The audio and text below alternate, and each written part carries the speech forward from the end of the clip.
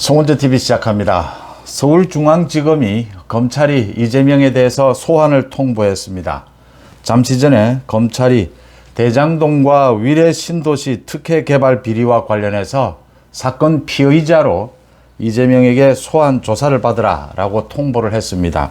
이재명 측은 설 연휴가 지난 다음에 조사를 받을 예정이다, 조사를 받겠다, 이렇게 지금 검찰 측과 협의를 하고 있습니다. 또 한 가지는 나경원입니다. 나경원이 상당히 기이한 처신을 하고 있습니다. 지금 나경원이 계속해서 윤석열 대통령에 대해서 윤석열 대통령의 뜻을 존중한다, 그 다음 윤석열 대통령, 윤석열 정부의 성공을 이야기하고, 또 윤석열 대통령이 아랍에미리트에서 40조 원, 사상 유례없는 40조 원 투자 유치를 한 것에 대해서 가슴이 벅차다, 이렇게 이야기하면서도 윤석열 대통령에게 사죄하고 책임지는 모습을 전혀 보이지 않고 있다. 나경원과 나경원 주변에서는 곧 출마한다, 윤석열 대통령이 귀국하고 나면 출마 선언을 하겠다, 캠프도 꾸릴 준비가 거의 끝났다, 이렇게 이야기하고 있는데, 나경원은 윤석열 대통령에게 가장 먼저 사죄하고 책임을 지겠다, 정치적인. 그렇지만 출마를 하더라도 그렇게 처신을 하는 것이 맞는데, 자신의 잘못은 뭉개는 이런 태도를 보이고 있습니다.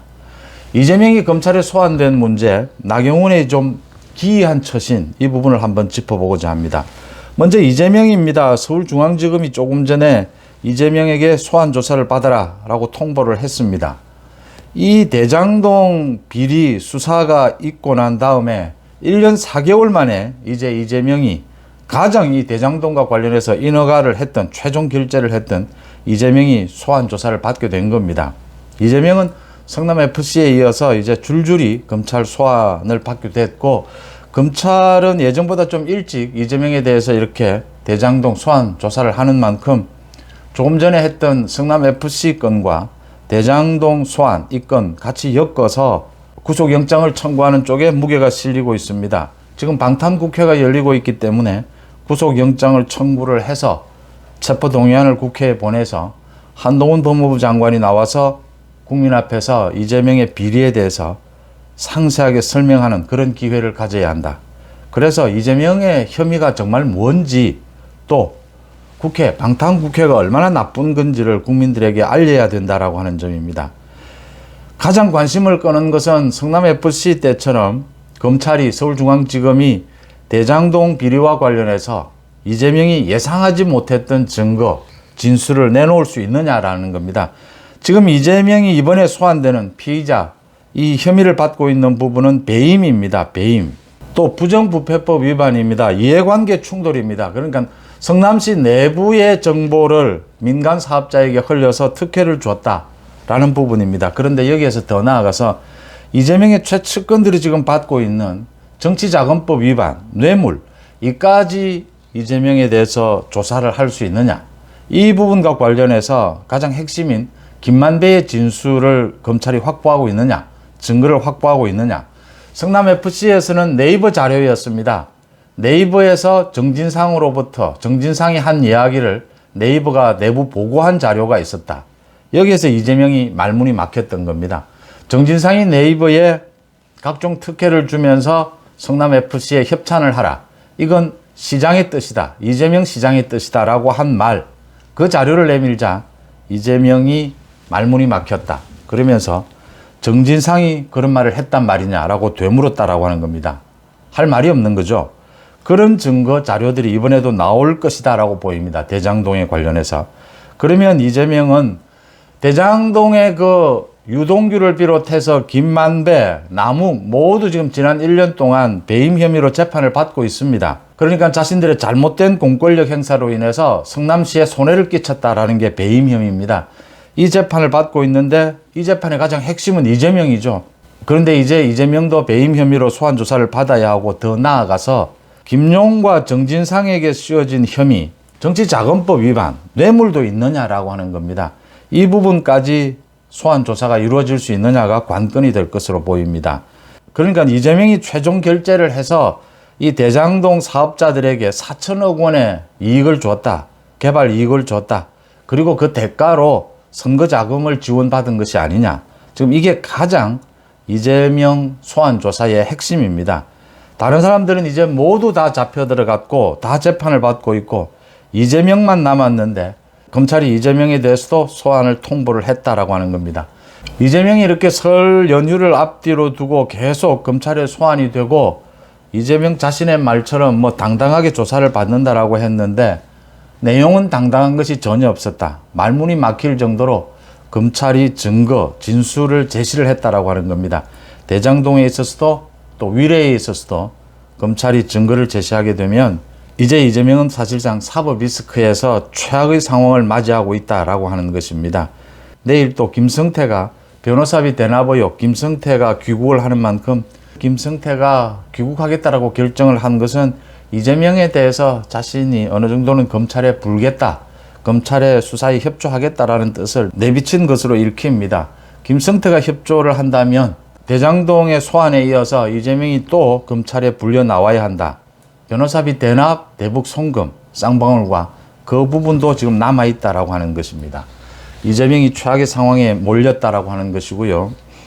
그 다음 윤석열 대통령에 대한 국정 지지율이 조금 아주 약간입니다. 약간 하락했다라고 하는 여론조사 결과가 나왔습니다. 리얼미터가 지난 9일부터 13일 전국 2,508명을 대상으로 한 여론조사에서 윤석열 대통령에 대한 지지율이 39.3, 부정은 58.4였습니다. 지난주 대비해서 윤석열 대통령이 잘한다는 1.6%포인트 내렸고 못한다, 부정평가는 2.5%포인트 올랐습니다. 여기에서 좀 주목해야 될 것이 보수층에서는 윤석열 대통령의 국정 수행을 잘한다, 1.5%포인트 올랐습니다. 전체 보수층을 대상으로는. 그런데 대구 경북에서 3.9%포인트 내렸고 60대에서 2.7%포인트, 70대 이상에서 2.1%포인트 내렸습니다. 소폭이긴 하지만 윤석열 대통령의 지지율이 왜 이렇게 내렸을까? 특히 보수층에서 대구 경북 60대 이상에서 왜 이렇게 좀 큰 폭으로 이렇게 내렸을까? 역시 나경원 때문이다라고 하는 것입니다. 보수층에서 나경원의 지지율이 1위를 기록할 정도로 상당히 두터운데 나경원이 여러 가지 이렇게 문제를 일으키면서 이게 윤석열 대통령의 책임도 있지 않느냐, 이런 부분으로 인해서 여론조사 윤석열 대통령에 대한 지지율이 좀 내렸다라고 하는 겁니다. 이런 점에서 한번 따져봐야 할 것이 있습니다. 이번 나경원이 여러 가지로 지난 3개월 동안 좀 무리한, 자신이 출마하기 위해서 무리한 정치 행보를 보였고 마지막에는 윤석열 대통령에게 들이받는 이런 모양새도 보였다. 그래서 윤석열 대통령이 나경원에 대해서 사표를 수리하는 것도 아니고 해임을 했다. 정말 무거운 중징계죠. 이런 일이 있고 난 다음에 친윤 반윤 지금 논란이 빚어지고 있고 급기야 오늘은 민주당 최고위원회의에서 윤석열 대통령에 대한 비난이 쏟아졌습니다. 민주당에서 이 여당의 당내 문제 또 윤석열 대통령에 대해서 이렇게 공격을 쏟아냈습니다. 윤석열 대통령이 나경원을 보복 응징했다, 사표 수리가 아니고 해임으로 맞받은 것은 친윤당 대표를 만들고야 말겠다는 오기와 독선이다. 박홍근이가 이렇게까지 이야기를 했습니다. 지금 나경원 때문에, 그러니까 나경원을 공격하는 장제원을 비롯한 친윤 의원들에 대해서 반격을 하고 이런 것은 이해를 할 수가 있습니다. 서로 전당대회 당권 경쟁을 놓고 서로 이렇게 공격과 방어를 주고받을 수 있습니다. 그런데 나경원의 출마 문제와 관련해서 윤석열 대통령에게 이렇게 책임이 돌아가고 윤석열 대통령의 지지율에 영향을 미친다. 이걸 어떻게 바라봐야 하느냐라는 겁니다. 나경원이 지난 3개월 동안 저출산 부분이라든지 기후대사 부분을 3개월 만에 자기가 그만두고 당권 도전을 하겠다. 그건 나경원 자신 개인의 결정입니다. 그런데 정치적인 책임은 져야 합니다. 이 과정에서 윤석열 대통령에게 그 화가 돌아간다? 윤석열 대통령의 책임을 져야 되는 부분이 있다. 이건 이상하다라고 하는 겁니다. 이게 좀 기이하다라는, 지금 민주당 유승민 이준석까지 나서서 지금 나경원을 엄호하는 이런 상황이 됐는데, 나경원의 이 정치적 행태가 기이한 겁니다, 지금 나경원이 3개월 만에 나경원이 전당대회에 출마할 수 있습니다. 꼭 하겠다라고 하면 할 수 있습니다. 윤석열 대통령이 그걸 막은 것도 아니고, 윤석열 대통령이 나경원에 대해서 엄중하게 해임 조치한 것은 나경원이 그동안 기후대사와 저출산 일을 하면서 정치에 더 의존했다. 정치하는 일에 더 치중을 했다. 그래서 공직자의 자세가 아니다. 그 다음 마지막까지 윤석열 대통령이 재신임을 하겠다라고 했는데도 사직서를 제출을 했습니다. 들이받는 모양새로. 그래서 윤석열 대통령이 이건 경보를 하는 중징계를 내린 겁니다. 해임으로.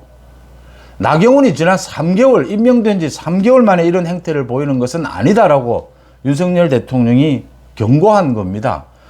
이게 정치적으로 물론 윤석열 대통령의 뜻이 어디 있느냐 여러 가지 해석이 나올 수는 있습니다. 그런데 이게 곧바로 윤석열 대통령이 직접적으로 당무에 개입을 하느냐 이렇게 간 데에는 나경원의 기이한 행태가 문제가 된 겁니다. 나경원이 심려를 끼쳐드렸다 이런 표현을 쓰고 말았는데 나경원의 잘못입니다. 지난 3개월 동안 이 자신이 맡고 있는 그 2가지 직책을 3개월 만에 내려놓으면서 또 그동안도 계속 정당 행사에 쫓아다니고 출마하겠다라고 하는 것은 나경원이 깔끔하지 못한 처신을 한 겁니다. 공직자로서. 그러면 나경원이 사죄를 하고 정말 책임을 지고 정치적으로는 하지만 당권은 출마하겠다. 이게 순서입니다. 그런데 나경원이 계속 윤석열 대통령의 해임 뜻을 존중한다. 윤석열 대통령의 외자 투자 유치를 한 것이 가슴이 벅차다. 그러면서도 무소의 뿔처럼 혼자서 가겠다. 또 측근을 통해서 귀국한 뒤에 윤석열 대통령이 귀국한 뒤에 출마 선언을 하겠다. 이렇게 계속 언론 플레이를 하는데 나경원이 이런 태도를 보이니까 지금 민주당으로부터 윤석열 대통령이 공격을 받게 되고 또 윤석열 대통령의 지지율에도 타격이 있다라고 하는 겁니다. 물론 나경원을 지지하는 또 입장에서는 윤석열 대통령이 저렇게 해임까지 할 필요가 있느냐라고 해서 또 영향을 미칠 수도 있겠지만 나경원의 행동을 기이하게 하고 있다라고 하는 겁니다. 이렇게 행동하는 사람이 없죠. 임명권자가 임명을 했는데 3개월 만에 그만두고 자기가 출마하겠다라고 하면 임명권자에게 최소한 사죄부터 드리고 양해를 구하고 출마를 해야 하는 겁니다. 그래도 끝까지 이해를 구하는 것이 우선이지 지금 자기 정치 언론 플레이 할 때가 아니지 않습니까? 지금 이런 행동을 하면서 나경원이 계속 자신을 출마 못하게 하려고 하느냐, 또 윤핵관들이 호가호위를 하느냐, 진박간별사가 어떠느냐 이런 소리를 하는 것은 일의 순서가 아니다라고 하는 것이죠. 자기는 당연히 나갈 수 있는데 기후대사직과 저출산을 다 안고도 나갈 수 있는데 왜 나를 잡느냐 이런 식입니다. 나경원은 잘못한 것이 하나도 없는데 윤석열 대통령이 윤핵관들이 잘못했다 이런 식입니다. 그러면서 또 윤석열 대통령의 뜻은 존중한다. 가슴이 벅차다. 이중 플레이를 하고 있는 것이죠. 나경원의 이런 태도는 지적받아야 합니다. 나경원 때문에 윤석열 대통령이 더 어려운 처지에 몰리고 있고 민주당이 오늘 최고위원회의에서 윤석열 대통령에게 집중포화를 퍼부었습니다. 지금 아랍에미리트에 가서 투자 유치에 저렇게 대통령이 다니고 있는데 야당이 이런 태도를 하는 것이 맞느냐.